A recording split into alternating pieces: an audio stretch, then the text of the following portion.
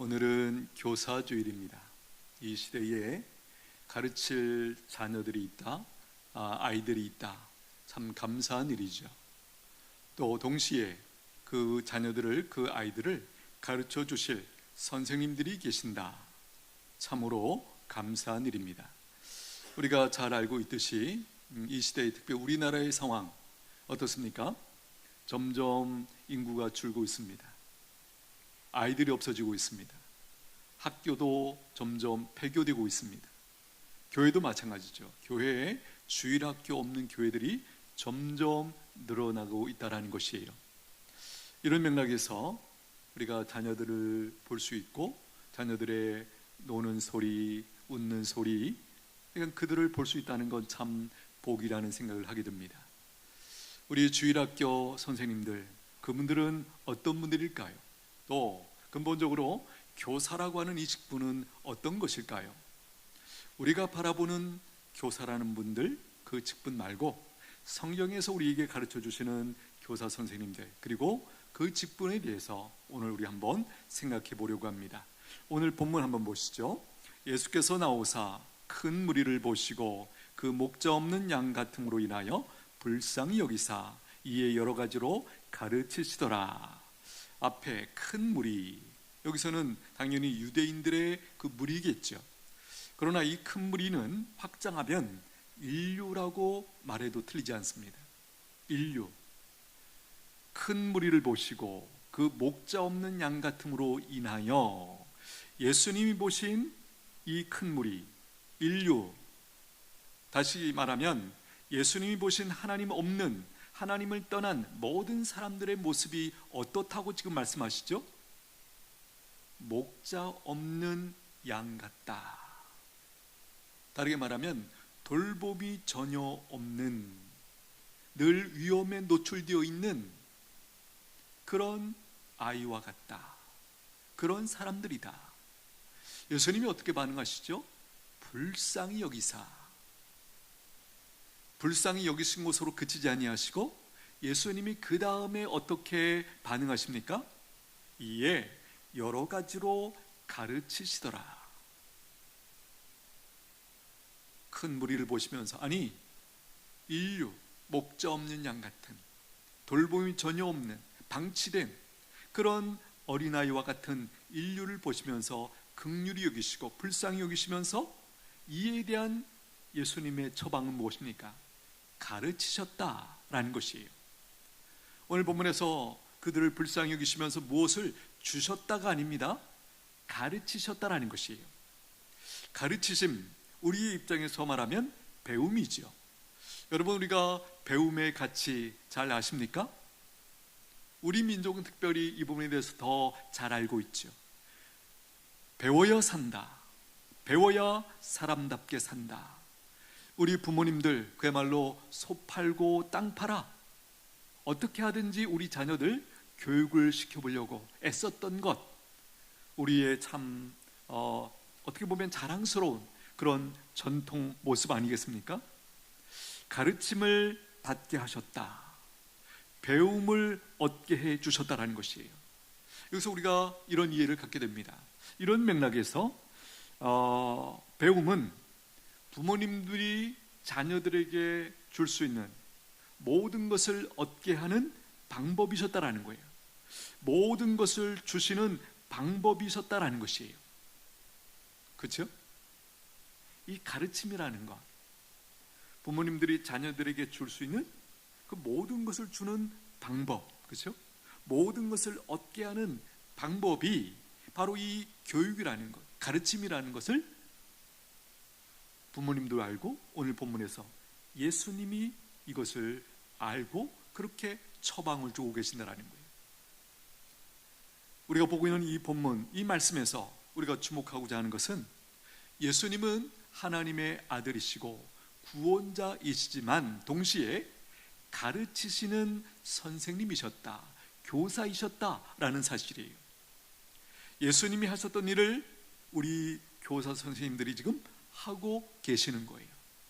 예수님은 인류를 대상으로 가르치셨다면 저 같은 사람, 목사는요, 지역교회 성도들을 대상으로 가르치고 있고요, 우리 교사 선생님들은 맡겨주신 반 아이들을 대상으로 가르치고 있다는 것이죠. 차이가 있다면, 예수님은 진리의 주인으로서 저자 직강을 하셨다면, 목사와 우리 교사들은요, 선생님들은요, 예수님의 가르침을 받아서 그것을 다시 전하고 가르치는 그 역할을 하고 있는 것이죠. 예수님이 하셨던 일을 우리 선생님들이 하고 계신다. 무슨 생각이 드십니까? 영광이죠. 예수님이 하신 그 일을, 우리가 그 일을, 같은 일을 하고 있다라는 것, 영광인 줄로 믿습니다. 이 영광된 직분이라는 것 깨닫고 감사하면서 믿음으로 감당하시게 되기를 축복합니다. 오늘 말씀을 준비하면서 제가 가장 많이 묵상했던 부분이 이 부분이에요. 우리 선생님들이 아이들을 말씀을 가지고 가르친다는 것이 어떤 의미가 있는 것인지, 어떤 가치가 있는 것인지를 분명히 아시고, 이것이 참 예수님이 이 땅에 오셔서 인류를 위해서 그분이 행하셨던 그 일을 오늘 내가 지금 하고 있구나, 이 영광을 아시고 감사하면서 기쁨으로 감당하시게 되기를 다시 한번 축복합니다. 훌륭한 교사가 무엇일까요? 훌륭한 교사의 특징은 무엇일까요? 그것은 사람은 변할 수 있다라는 확신을 가지고 아이들을 만나고 아이들을 가르치는 그것이에요. 무엇에 근거한 확신입니까?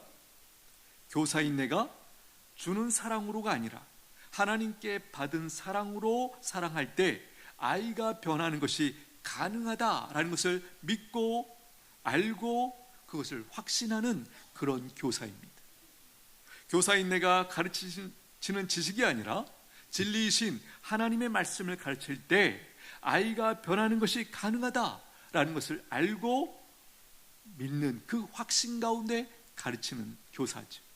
교사인 내가 말씀을 가르칠 때 그 가르침이 되게 하시는 성령님의 도우심으로 아이가 변하는 것이 가능하다라고 하는 사실을 알고 믿는 그 교사, 그런 믿음이 있는 그 교사, 그를 통하여 하나님께서 우리 자녀들을, 맡겨주신 아이들을 변화시켜 가신다는 것이에요. 예수님도 시몬을 보시면서 그 안에 있는 베드로를 보셨죠. 베드로의 원래 이름이 뭐예요? 시몬이죠. 그렇죠? 시몬을 처음 예수님이 만나셨을 때 어떻게 하셨습니까? 요한복음 1장 42절 말씀 한번 띄워주십시오. 요한복음 1장 42절 말씀 같이 읽겠습니다. 시작. 데리고 예수께로 오니 예수께서 보시고 이르시되 내가 요한의 아들 시몬이니 장차 게바라 하리라 하시니라. 여기 가로 열고 게바는 번역하면 뭐다? 베드로다. 예, 베드로의 뜻이 뭐예요? 바위, 반석. 그렇죠? 베드로라는 이름, 우리가 잘 아는 것처럼 이름은 뭐죠? 그 사람의 그 핵심을 외적으로 드러내는 사인 같은 것이죠. 그 사람의 됨됨이를 사실은 이 유대 백성들이 가지고 있는 이름 속에 담아내고 있는 그것이 이름이. 여기 보면 게바라 하리라, 이 표현을 달리 바꾸면 이런 얘기죠. 게바가 되게 하리라. 다르게 말하면 반석 같은 사람이 되게 하리라. 그런 의미가 예수님께서 시몬에게 베드로라는 이 새 이름을 주실 때에 예수님의 마음속에 있던 계획이셨다라는 것이, 예수님은 오늘 우리에게도 이런 계획을 가지고 계십니다. 믿으십니까? 기대가 되십니까? 이거 기대하면서 우리가 예수님 앞에 나오셔야 돼요. 이거 기대하면서 하나님의 말씀을 배우셔야 돼요. 분명한 것은 제가 이렇게 여쭈었죠. 기대가 되십니까? 이 기대는 우리가 예수님을 아는 것만큼 그 기대가 커질 거예요. 바라기는 우리 모두 신앙생활 하실 때 시몬을 베드로로 변화시켜 주신 그 예수님을, 그 예수님 오늘 나를 향해서도 그런 계획을 가지고 계신다. 이 믿음을 가지고 기대하면서 예수님 앞에 있게 되기를 축복합니다. 좋은 선생님이 되려면 어떻게 하면 될까요? 물론 여러 가지 우리가 생각할 수 있는 기준들이 있습니다. 그러나 성경에서 가르쳐 주시는 핵심은 뭘까요? 그것은 다름이 아니라 예수님을 알고 예수님을 아이들에게 알게 하는 것이에요. 예수님을 알고, 이 안다라는 표현을 다르게 바꾸면 예수님을 경험하고 예수님을 아이들에게 경험하게 하는 것, 이것이 성경에서 우리에게 가르쳐 주시는 가장 좋은 선생님이시다라는 것이에요. 골로새서 1장 28절 말씀 한번 띄워주십시오. 같이 읽겠습니다. 시작. 우리가 그를 전파하여, 시작. 우리가 그를 전파하여 각 사람을 권하고 모든 지혜로 각 사람을 가르침은 각 사람을 그리스도 안에서 완전한 죄로 세우려 함이니. 우리가 그를 전파하여, 우리가 누구를 전파해요? 누구를 가르쳐요? 예수님. 예수님을 전파하여 가르쳐서 각 사람을 권하고 모든 지혜로 각 사람을 가르침은 무엇을 위해서? 각 사람을 그리스도 안에서, 즉 예수님 때문에 완전한 죄로 세우려 함이니. 이 표현 속에는 예수님 때문에, 예수님을 믿고 따르는 사람들이, 즉 예수님의 말씀을 배움을 받는 사람들이 어떻게 된다라는 거예요? 완전한 자로 세워지는 그 일이 있게 된다, 이런 계획을 가지고 계신다. 그래서 예수님께서 가르침을 베푸셨다, 이렇게 우리가 이해가 되는 것이죠. 여기 완전한 자로, 우리 입장에서 보면 이 표현은 참으로 놀라운 표현이죠. 놀라운 하나님의 계획이고 목표입니다. 여기서 말하는 완전한 자, 어떤 자일까요? 타락하기 전의 모습, 또 다르게 말하면 예수님을 온전히 닮은 모습, 이게 여기서 말씀하고 있는 완전한 자의 의미입니다. 중요한 것은 이런 일이 어떻게 가능한 것일까요? 예수님이 죄 사함을 주시는 분이시기 때문에 가능한 거예요. 예수님이 죄 사함을 주시는 이 분이시다, 이것을 알면 그 사람들에게 어떤 일이 일어날까? 골로새서 1장 13절 말씀 띄워주십시오. 같이 읽겠습니다. 시작. 그가 우리를 흑암의 권세에서 건져내사 그의 사랑의 아들의 나라로 옮기셨으니 그 아들 안에서 우리가 속량 곧 죄사함을 얻었도다. 여기 그가 누구죠? 성부 하나님이죠. 성부 하나님께서 우리를 흑암의 권세에서 건져내사, 이 세상의 악한 그 영들, 사탄, 마귀, 귀신, 그런 것들의 권세에서 건져내사 그의 사랑의 아들의 나라로 옮기셨으니. 어떻게 이런 일이 벌어졌다고 설명합니까? 14절 보니까 그 아들 안에서 우리가 속량 곧 죄사함을 얻었기 때문이다, 이렇게 설명합니다. 죄사함을 받았기 때문에 우리가 이 땅에서부터 이미 하나님의 나라로 우리가 소속이 바뀌었다라는 것이에요. 여러분 믿으십니까? 천국은 죽어서만 가는 곳이 아니죠. 이 땅에 예수님이 가져오신 하나님의 나라, 현재적 하나님의 나라, 이 땅에 임한 그 하나님의 나라로 우리가 들어간다라는 것이에요. 우리가 잘 아는 것처럼 누가 천국에 들어갑니까? 1차적인 대답은 예수님을 믿는 사람들이에요. 예수님을 믿는다는 게 어떤 의미일까? 그 중에 핵심은 뭐죠? 죄사함을 받은 자죠.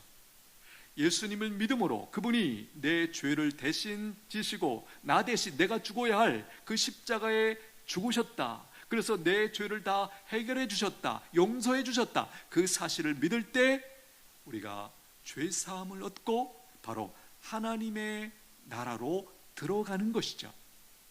죄사함을 얻는다, 어떤 것입니까? 그 사람의 가장 큰 인생의 문제를 해결해 주신 거예요. 믿으십시오. 그 사람의 가장 큰 인생의 장애를 해결해 주신 거예요. 깨닫습니까? 깨달으십니까? 이걸 여러분들이 빨리 깨달으셔야 돼요.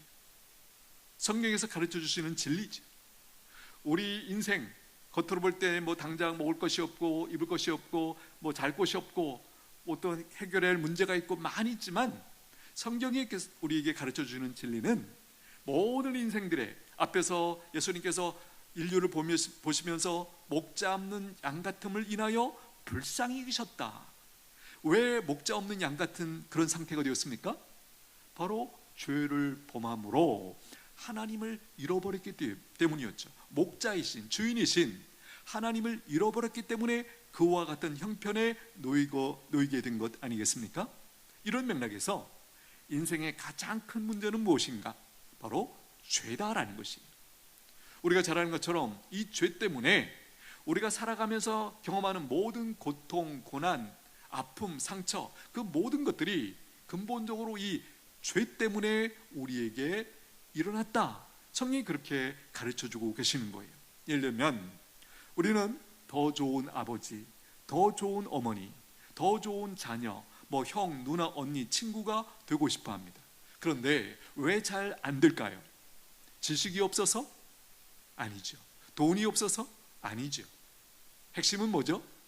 죄가 내 안에서 주인 노릇하고 있기 때문에, 왕 노릇하고 있기 때문에, 나를 여전히 주장하고 있기 때문에 그런 일이 벌어진다라는 것이. 그런데 이 죄를 용서해 주실 때 죄가 더 이상 내 안에서 주인 노릇하지 못하므로 그 다음에 어떤 일이 벌어지는가? 더 좋은 아버지, 더 좋은 어머니, 더 좋은 자녀가 된다라는 것이에요. 이 은혜, 이 복 더 누리시게 되기를 축복합니다. 저는 분명히 믿습니다. 우리 중에 대부분의 모든 분들은 예수 믿기 전과 후에, 예를 들면 아버지로서 내가 충분하지는 않겠지만 이 세상에서 충분한 아버지는 없습니다. 확실히 더 좋은 아버지로, 더 좋은 어머니로, 더 좋은 아내와 더 좋은 남편으로, 더 좋은 자녀로 우리가 점점 바뀌어져 가고 있다는 것 알고 계시죠? 알고 계시죠? 그 은혜 잊으시면 안 돼요. 저도 마찬가지입니다.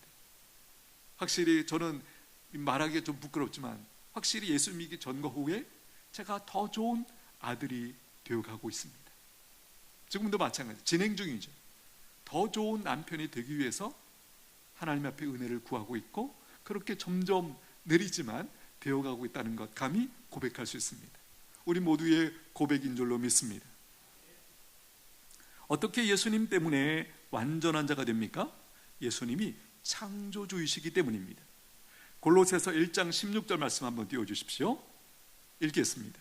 만물이 그에게서 창조되되 하늘과 땅에서 보이는 것들과 보이지 않은 것들과 혹은 왕권들이나 주권들이나 통치자들이나 권세들이나 만물이 다 그로 말미암고 그를 위하여 창조되었고. 만물이 그에게서, 여기서 그는 누구죠? 예수님을 말하는 거예요. 만물이 그에게서 창조되되, 예수님은 모든 것을 창조하신 창조주이세요. 창조주이신 예수님이 나를 만드신다면, 내 인생을 만드신다면 어떻게 될까요?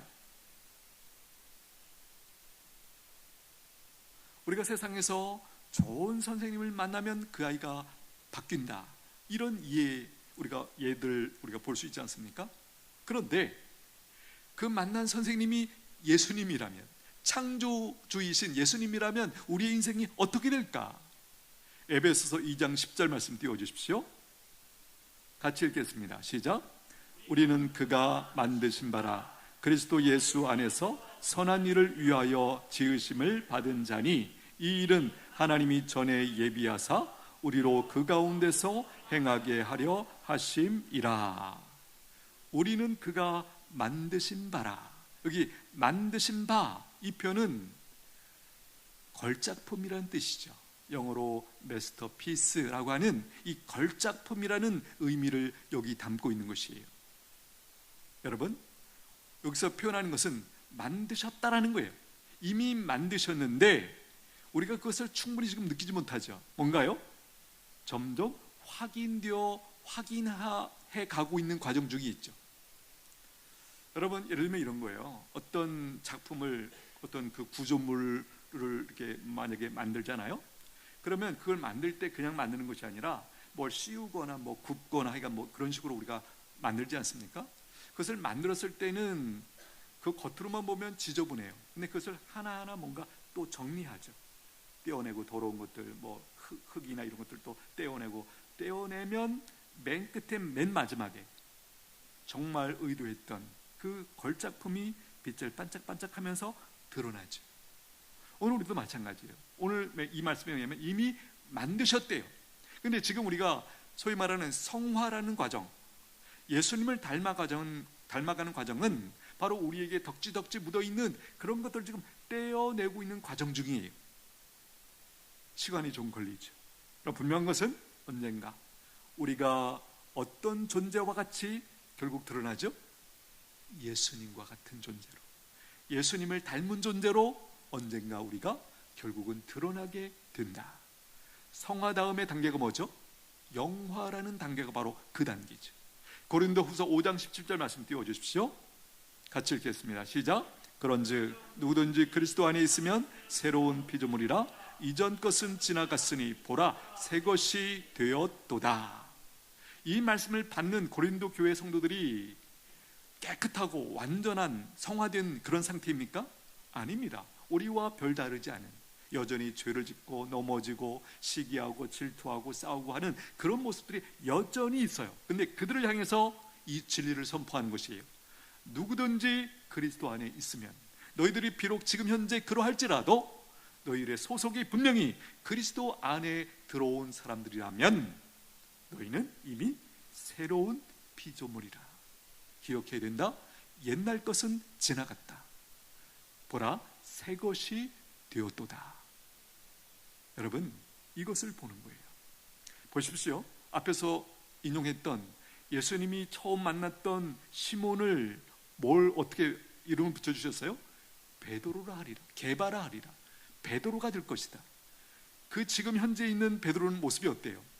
좀 그렇죠. 우리와 다르지 않아요. 냄새나는 죄성이 있는 가득한 그런 존재예요. 그런데 예수님의 눈에는 벌써 베드로가 될 것을, 우리가 알고 있는 그 베드로, 하나님의 나라와 하나님의 뜻을 위해서 그야말로 충성했던, 아름답게 섬겼던 그 베드로를 지금 보고 계신 거예요.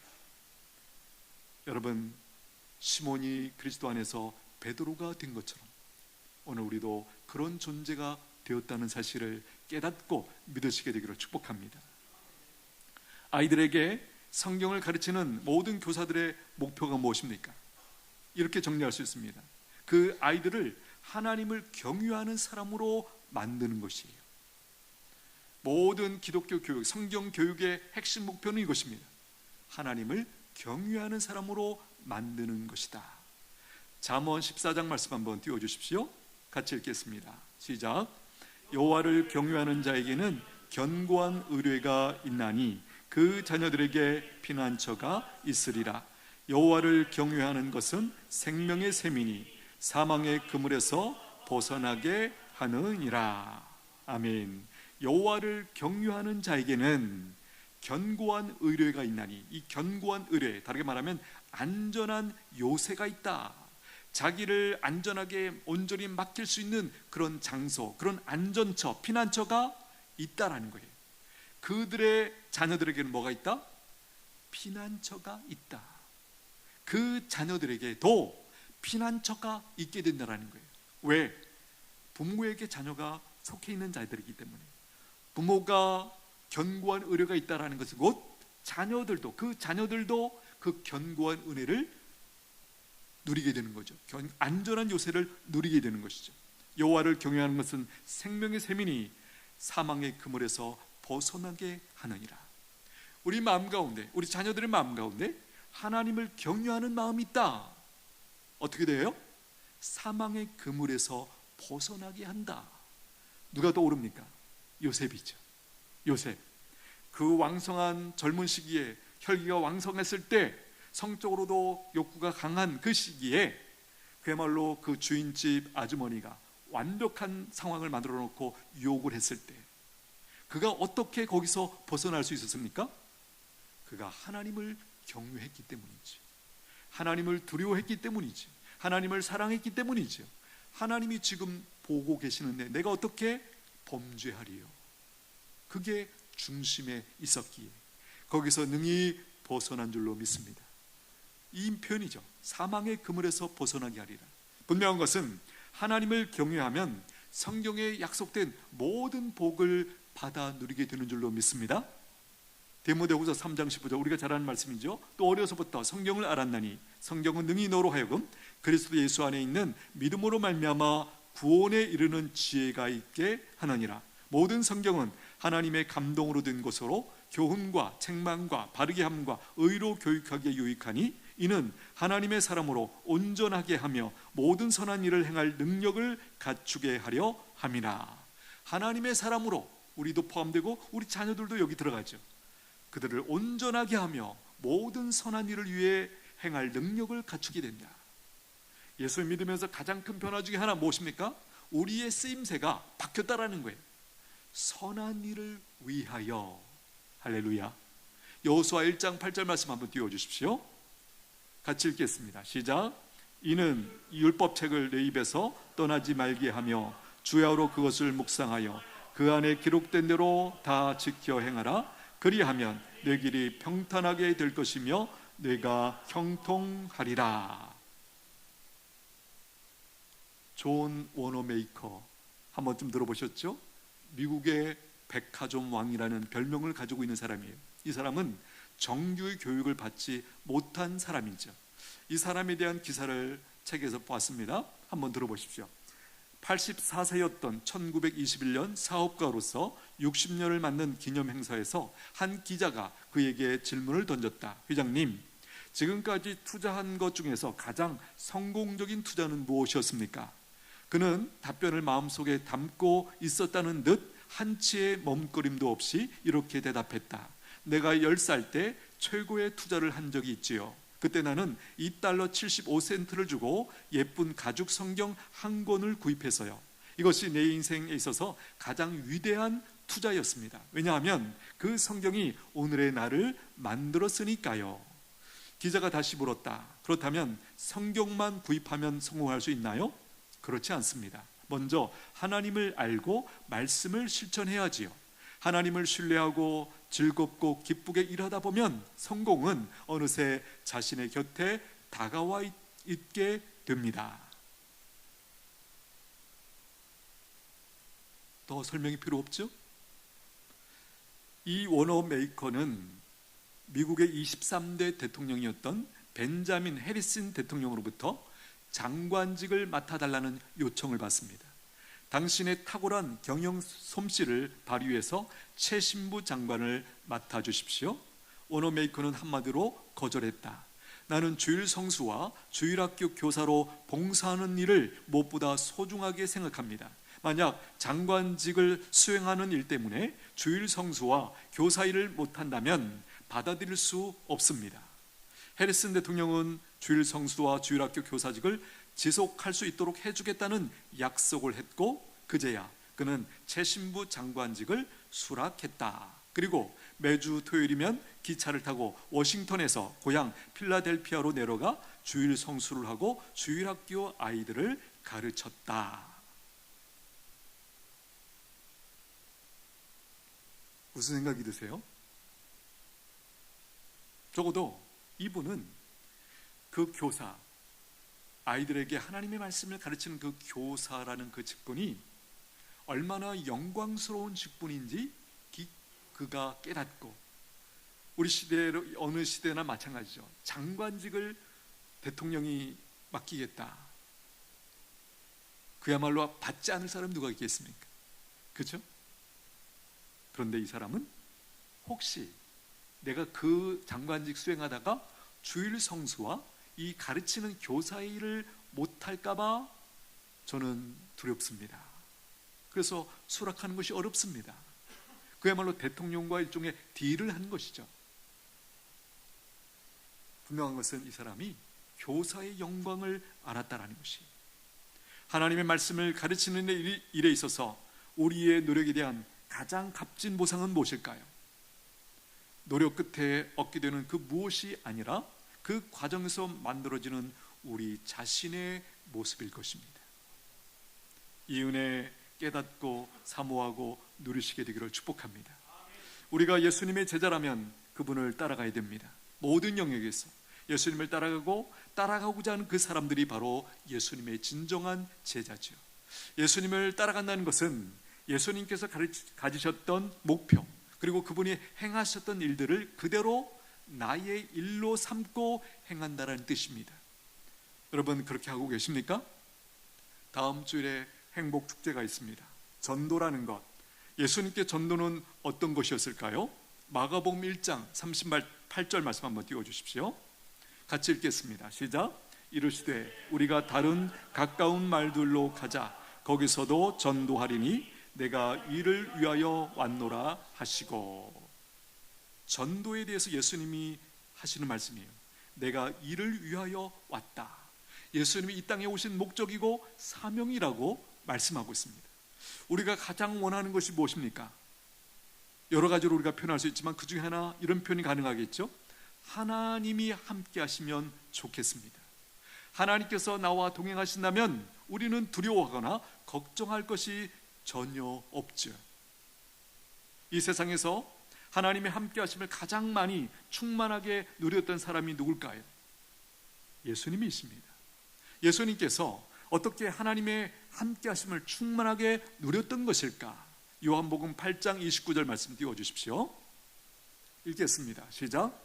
나를 보내신 이가 나와 함께 하시도다. 나는 항상 그가 기뻐하시는 일을 행함으로 나를 혼자 두지 아니하셨느니라. 예수님 말씀하시죠. 나를 보내신 이가, 즉 성부 하나님이 나와 함께 하시도다. 그 함께 하심을 예수님도 즐기셨다, 누리셨다고 지금 고백하는 것이죠. 그런데 그 이유를 설명합니다. 나는 항상 그가 기뻐하시는 일을 행함으로 그분이 나를 혼자 두시지 않으셨다, 나와 함께 하셨다라는 것이에요. 여러분, 우리가 하나님의 함께 하심을 누리는 비결이 뭐라고요? 그분이 기뻐하시는 일을 우리가 행할 때 그분이 나와 함께 하십니다. 할렐루야. 시몬이 어떻게 베드로가 될 수 있었습니까? 예수님을 만났기 때문이죠. 더 근본적으로 말하면 누군가가 베드로를 예수님께로 데려왔기 때문이에요. 누가 데려왔을까요? 바로 베드로의 동생 안드레가 예수님께 데려온 것이에요. 들어보십시오. 요한의 말을 듣고 예수를 따르는 두 사람 중에 하나는 시몬 베드로의 형제 안드레라. 그가 먼저 자기의 형제 시몬을 찾아 말하되 우리가 메시아를 만났다 하고 데리고 예수께로 오니 예수께서 보시고 이르시되 내가 요한의 아들 시몬이니 장차 게바라 하리라 하시니라. 베드로가 되는 데 있어서 결정적인 역할을 한 사람이 누구예요? 동생 안드레가 자기가 먼저 예수님을 만나고 예수님께 베드로를 데리고 왔다. 아니, 시몬을 데리고 간 거죠. 나중에 베드로가 된 것이죠. 여러분, 우리가 어떻게 누군가에게 복의 통로가 될 수 있을까요? 우리가 복의 통로가 될 수 있는 여러 가지 내용들이 있지만 결정적인 것, 우리가 고백하듯이 내가 아는 그 사람이 예수님을 만나게 해주는 것, 이것보다 더 큰 복이 없는 줄로 믿습니다. 여러분 믿으십니까? 믿으십니까? 예. 여러분, 다음 주입니다. 행복 축제. 데리고 오는 날이죠. 우리로 알게 하신 그분들을 그동안 기도하고 우리가 애써서 섬기면서 그들을 바로 초청하는 날이 다음 주입니다. 왜 오후에 우리가 그 초청 그걸 합니까? 예, 모든 이들이. 저번에도 보니까 찬양대라든지 식당에 섬기는 분들이라든지 이분들이 그 사역을 하면서 챙길 사람들을 못 챙겨오는 거예요. 그래서 우리가 오후로 아예 시간을 옮겨서 그분들도 같이 이제 초청자들을 초청하고 할 수 있도록 그렇게 하자는 것이, 바라기는 우리가 예수님의 진정한 제자이라면 예수님이 행하셨던 이 일, 그렇죠? 내가 전도하러 왔다, 예수님의 목표였고 사명이었습니다. 동일하게 오늘 그것이 우리의 사명인 줄로 믿습니다. 우리 한번 같이 기도하겠습니다. 하나님은 우리가 사람들에게 복의 통로가 되기를 원하십니다. 자녀들에게 부모님에게, 형제들에게, 특별히 맡겨주신 우리 자녀들에게, 우리 아이들에게 이렇게 기도하면 좋겠습니다. 하나님 아버지, 교사의 영광을 알게 하시고 믿음으로 누리게 하여 주옵소서.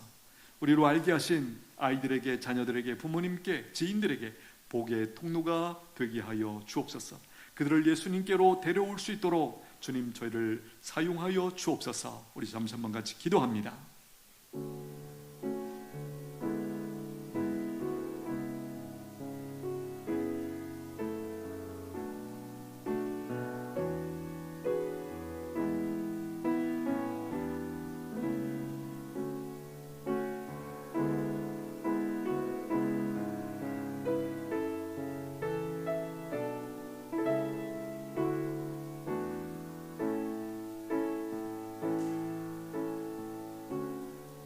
예수님의 이름으로 기도하옵나이다.